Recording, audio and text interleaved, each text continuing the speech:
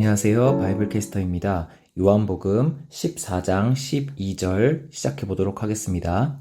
요한복음 14장은요, 제자들을 위로해 주시는 장입니다. 이제 곧 예수님께서는 십자가에 매달리실 날이 얼마 남지 않으셨죠? 12절, 이 위로의 메시지가 계속되게 되는 것입니다. 내가 진실로 진실로 너희에게 이르노니 나를 믿는 자는 내가 하는 일을 그도 할 것이요 또한 그보다 더 큰 일도 하리니. 이 부분은 성령 사역이라는 것을 한답시고 병도 고치려고 하고 예언도 하려고 하고 그러한 성령 이벤트적인 것을 많이 추구하는 교회에서 꼭 간판으로 걸어놓는 말씀입니다. 예수님께서 병든 자를 고치셨던 것처럼 우리도 고칠 수 있다. 예수님이 심지어는 죽은 자를 살리셨던 것처럼 우리도 살릴 수 있다 라고 주장을 하면서 그 근거 구절로 요한복음 14장 12절을 아주 많이 든다는 거죠. 내가 하는 일을 그도 할 거고 심지어는 그보다 더 큰 일도 할 거다 라고 예수님께서 말씀하셨다라고 하면서 말이죠. 하지만 이 말을 한번 곱씹어 보겠습니다.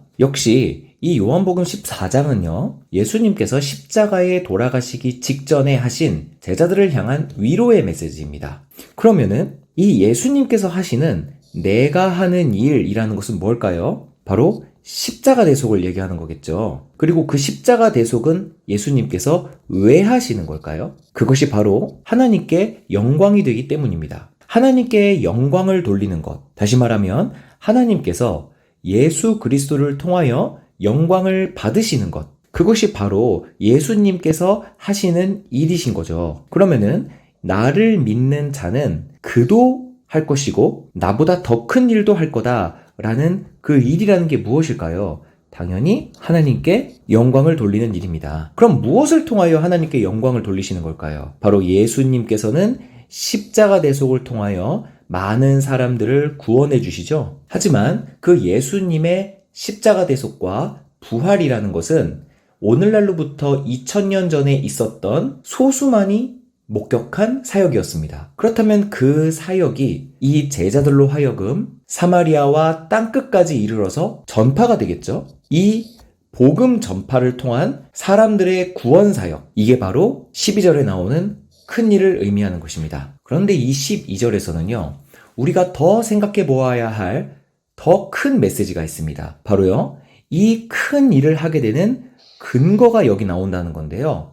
바로 그 이는 내가 아버지께로 가기 때문이다 라고 말을 한다는 거예요. 이것을 좀 더 쉽게 표현하자면요, 너희가 나보다 더 큰 일을 할 수 있게 되는 이유는 내가 아버지께로 가기 때문이다 라고 말씀을 하세요.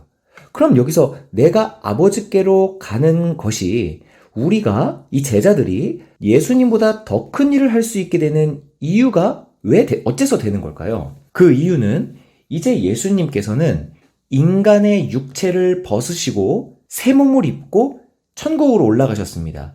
바로 하나님 보좌 옆에 앉아 계세요. 이제 그 이스라엘 사람들만 보고 있었던 그 육체로서의 예수님, 그 예수님은 인간의 한계를 입고 오셨기 때문에 시간과 공간의 제약을 받는, 바로 제약을 받는 존재였습니다. 이 제약을 벗어 던지시고 이제는 무한한 영역으로 가셨어요. 그래서 시간과 공간의 제약을 받지 않으시는 존재가 됐다라는 겁니다. 그게 바로 아버지께로 갔다라는 의미예요.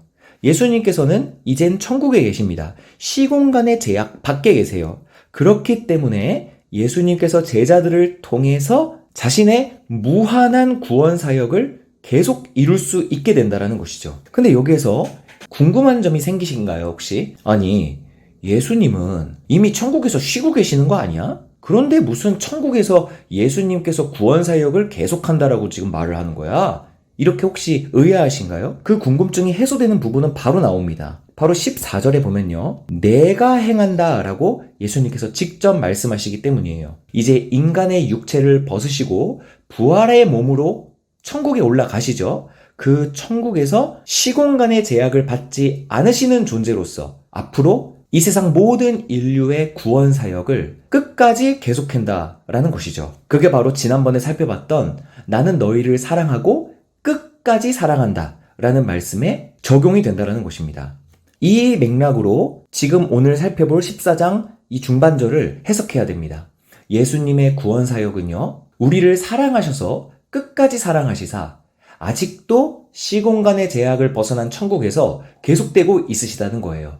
그 사역 덕분에 저도 구원받고 바로 이 영상을 보는 신자들도, 아우구스티누스도, 조나단 에드워즈도, 존 칼빈도 모두 다 예수 그리스도의 그 시공간을 벗어난 그곳에서의 사역 덕분에 우리들은 구원을 입을 수 있었다는 것이죠. 13절 읽어보겠습니다. 너희, 제자들입니다. 너희가 내 이름으로 무엇을 구하든지 내가 행하리니.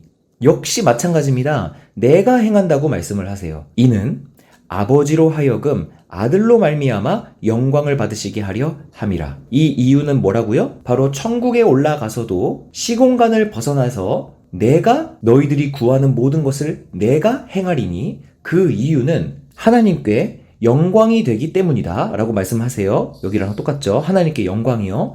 그런데 하나님께서는 영광을 받으시는 루트, 그 통로가 하나밖에 없습니다. 오직 아들이라는 루트로만 하나님께서는 영광을 받으신다는 거예요. 예수님을 통하여서가 아니면 하나님께서는 영광을 받질 않으십니다. 예수님을 통해서만 하나님이 영광을 받으세요. 그래서 이 땅에 남겨지는 모든 제자들은 예수님을 의지해서 하나님께 영광을 돌리는 거고, 그랬을 때 예수님의 공로만 하나님께 올라가는 것입니다. 그것을 예수님께서는 제자들에게 알려주고 계시는 겁니다. 그리고 15절이요. 너희가 나를 사랑하면 나의 계명을 지키리라.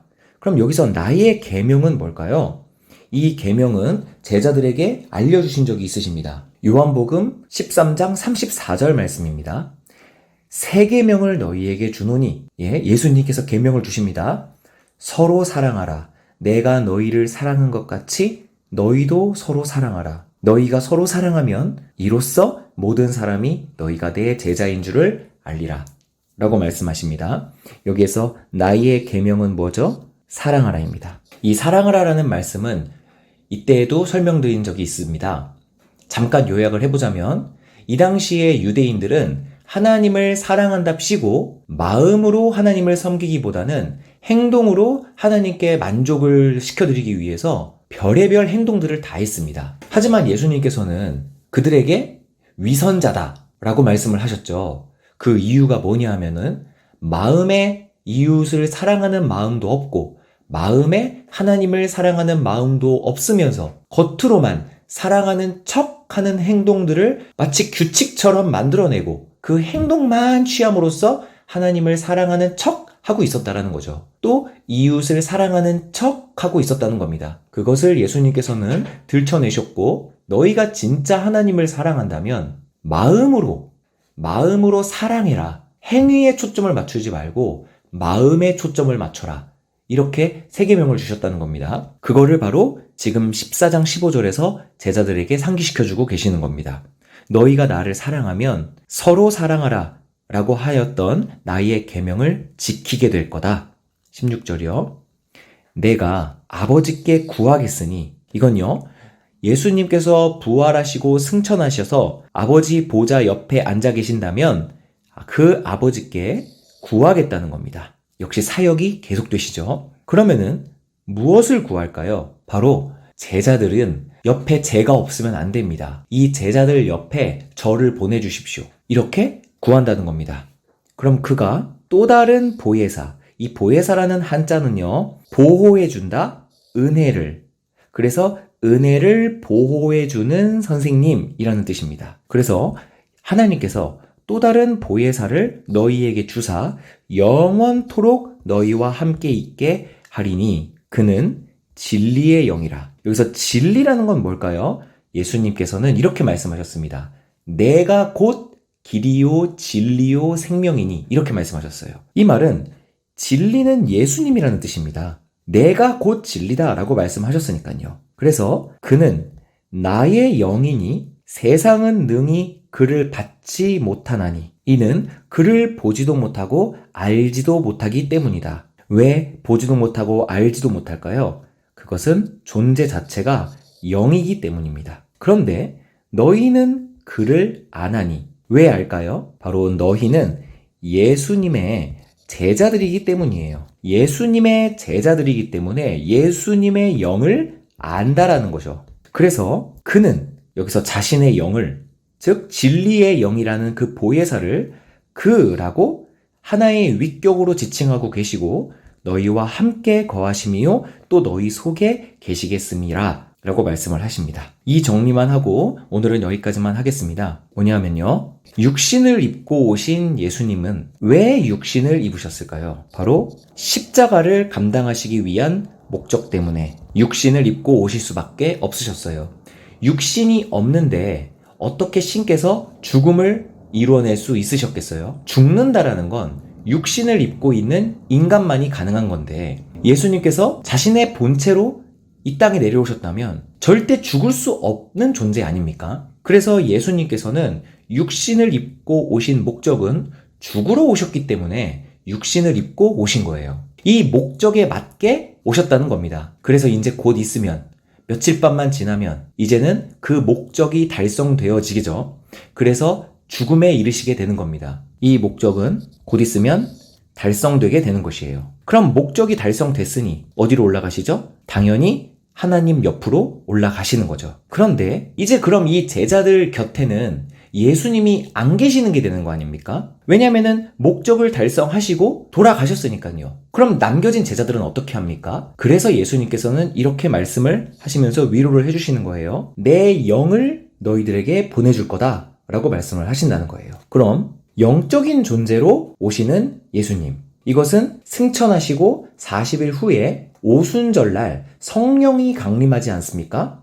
그때 예수님의 영이 제자들에게 오거든요. 그럼 왜 승천하시고 다시 영적인 존재로 오시는 걸까요? 그게 바로 16절, 여기를 성취하기 위함입니다. 영원히 함께 해주기 위함이시라는 거예요. 근데 그의 목적은 또 보혜사입니다. 은혜를 보호해 주시기 위함이라는 거예요. 육적으로 오셨던 예수님은 시공간의 한계 때문에 물리적으로 제자들을 보호해 줄 수밖에 없었습니다. 그런데 이제는 영적인 존재로 오시기 때문에 우리의 마음에 거하시게 되시고 영은 시공간을 벗어난 존재시니까요. 그래서 우리의 마음 속에 영원히 함께 해주시고 그 하나님의 그 은혜를 보호해 주시는 역할을 하심으로써 영원토록 우리가 잠자는 순간, 우리가 먹고 마시는 그 모든 순간까지 예수님께서는 우리들을 케어해 주실 수 있는 존재로 다시 내려오신다라는 거죠. 이 말씀을 예수님께서는 지금 해주고 계시는 장면입니다. 이것보다 더 큰 위로는 아마 없었을 것 같아요. 계속 다음 시간부터 18절 이어나가도록 하겠습니다.